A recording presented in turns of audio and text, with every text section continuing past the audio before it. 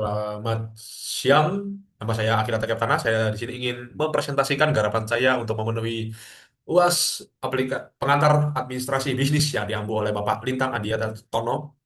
Di sini garapan saya tentang mengonsep sebuah bisnis. Di sini saya ada salakan, asinan salak dalam kaleng. Jadi Anda sekalian, apa yang Anda pikirkan ketika saya katakan buah, mangga, semangka, pepaya? Tapi pernahkah Anda sekalian memikirkan tentang salak? Jadi di sini saya merasa. Jadi salak tuh stoknya melimpah. Salak tuh bukan buah musiman ya. Jadi bisa saja tiap bulan itu para petani itu panen salak. Nah, dari situ jadi stoknya melimpah. Tapi output dari pasar itu dari salak itu sendiri sangat terbatas. Jadi karena variannya yang terbatas, pasarnya terbatas, sehingga dari salak yang manakala ini aslinya banyak tidak tersalurkan dengan maksimal. Pasar salak di Indonesia ini saya rasa kurang. Nah, dari sini saya memberikan inovasi salakan asinan salak dalam kaleng, guys, dengan membuka pasar dan varian baru. Nah, tapi di sini saya ingin mengincar pasar luar negeri, ekspor, jadi tidak akan terbatas di Indonesia saja. Nah, jadi di sini konsep yang saya berikan. Di sini ada BMC, key partner dari salak kan, ada petani salak. Karena tentu saja dari mana kami akan memasok salak jika tidak dari petani salak itu sendiri. Nah, karena kami adalah perusahaan pengalengan, kami juga membutuhkan mitra dari agen pemasok kaleng food grade untuk tempat salak kami ini. Dan juga karena kami ini mengincar pasar internasional kan ya. Kami juga ada mitra logistik internasional, guys.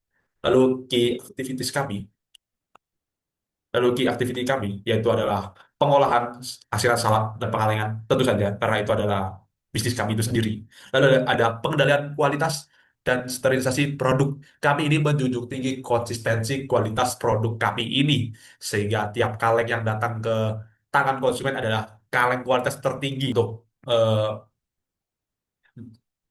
memvalidasi. Agar kaleng itu sampai ke konsumen, tentu butuh distribusi dan pemasaran ekspor kegiatan tersebut. Lalu adapun key resource kami, fasilitas dan peralatan produksi mandiri. Lah kami ini produksi sendiri.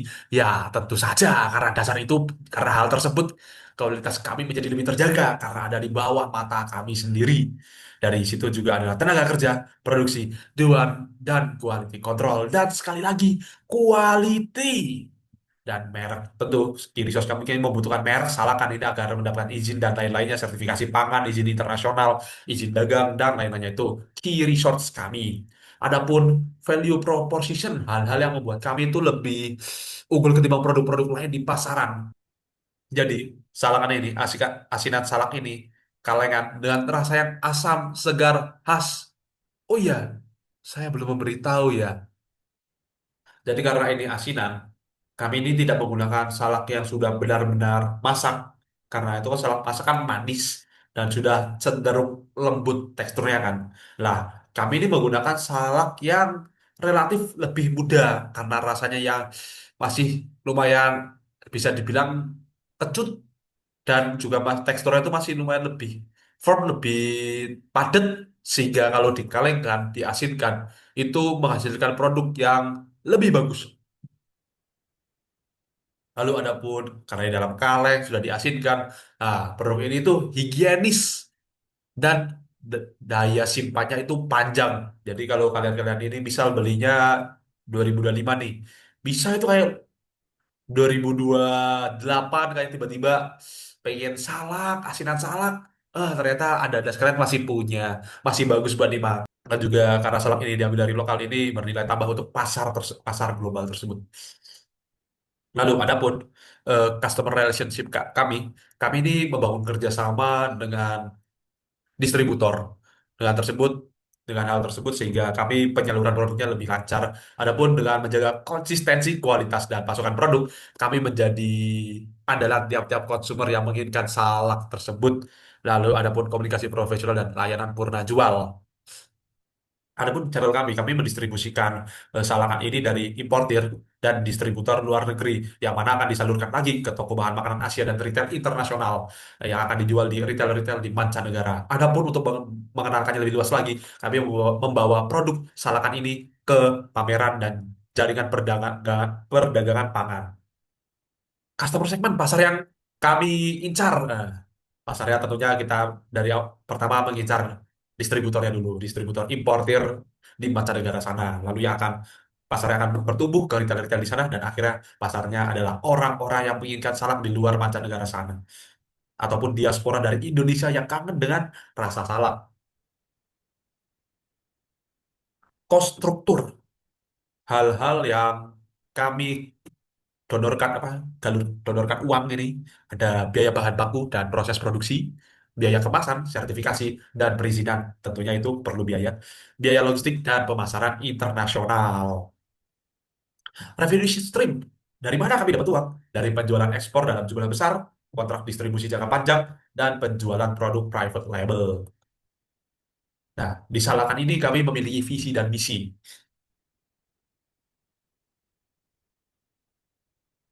Adapun visi kami mengubah tatanan pasar asinan dunia dengan menjadi produk asinan buah tropis asal Indonesia yang dikenal dan diterima di pasar internasional melalui kualitas, keamanan pangan, dan cita rasa yang khas.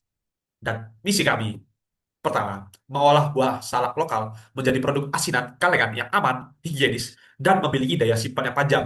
Kedua, menjaga konsistensi kualitas produk melalui proses produksi dan pengendalian mutu yang terstandar. Tiga, memperluas distribusi salakan ke pasar internasional melalui kerjasama dengan importir dan distributor terpercaya. Empat, memberikan nilai tambah bagi komunitas salak lokal serta mendukung keberlanjutan petani sebagai mitra usaha. Di sini ada analisis SWOT dan goal dari Salakan.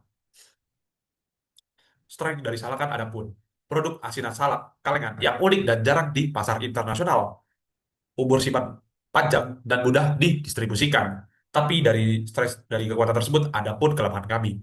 Merek ini masih baru dan belum dikenal luas. Dan ada juga biaya produksi dan ekspor relatif tinggi.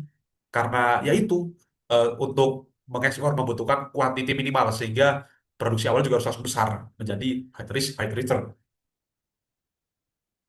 Tapi ada opportunity, ada kesempatan bagi kami karena permintaan produk makanan Asia dan buah olahan terus meningkat dan peluang masuk pasar diaspora dan toko bahan makanan internasional ini juga cukup tinggi. Tapi ada juga tren yang mengancam kami. Persaingan dari produk buah kalengan negeri lain karena produk buah kalengan ini tidak hanya salak tapi banyak macam-macamnya dan kami itu akan bersaing dengan mereka di pasar internasional. Adapun perubahan regulasi impor dan biaya logistik internasional yang ya sudahlah. Dan adapun goal kami, kami dalam 6 bulan ini ingin mencapai target pengeksporan 2 kontainer Salakan. Struktur organisasi dari Salakan. Ada direktur utama, yang mana tugasnya adalah mengomandaui apa-apa yang ada di bawahnya, menjadi supervisi paling besar, paling tinggi. Adapun manajer produksi sesuai namanya, ya. Beliau ini adalah orang yang mengawasi produksi dari seperti di pabriknya, kalinya gimana gitu kan. Nah, lalu yang mendampingi manajer produksi ada manajer quality control yang akan akan mengawasi eh, produk-produk dari Salakan ini sebelum keluar dari pabrik dan sebelum dikirimkan. Lalu adapun manajer pemasaran dan ekspor, dia adalah orang yang akan mengurus iklan, branding dan lain-lainnya dan juga perizinan ekspor dan izin-izin merek dan lain-lainnya. Lalu adapun manajer keuangan ya seperti namanya ngurus keuangan dan lain-lain itu kan staf produksi orang-orang yang turun langsung yang seperti mengurus pemasokan stok dan lain-lainnya pengalengan lalu adapun kepemimpinan dan motivasi di Salakan ini. Salakan menerapkan gaya kepemimpinan direktif di mana pimpinan berperan dominan dalam pengambilan keputusan dan penetapan standar kerja. Gaya ini dipilih untuk memastikan proses produksi, pengendalian mutu, dan pemenuhan standar ekspor berjalan secara konsisten dan sesuai prosedur. Karyawan menjalankan tugas berdasarkan arahan, instruksi kerja, dan target yang telah ditetapkan oleh manajemen. Berdasarkan teori Herzberg, faktor higienis seperti kebijakan perusahaan, kondisi kerja, dan hubungan atasan bawahan dijaga agar stabil dan jelas. Faktor motivator diterapkan melalui penetapan target kerja, evaluasi kinerja berkala, serta pemberian bonus atau penghargaan bagi karyawan yang menunjukkan kinerja yang baik dan kepatuhan terhadap standar operasional. Adapun KPI dari Salakan. Yang pertama, tingkat kualitas produk yang diukur melalui presentasi produk cacat atau tidak lolos quality control pada proses pengalengan. Pemantauan KPI ini dilakukan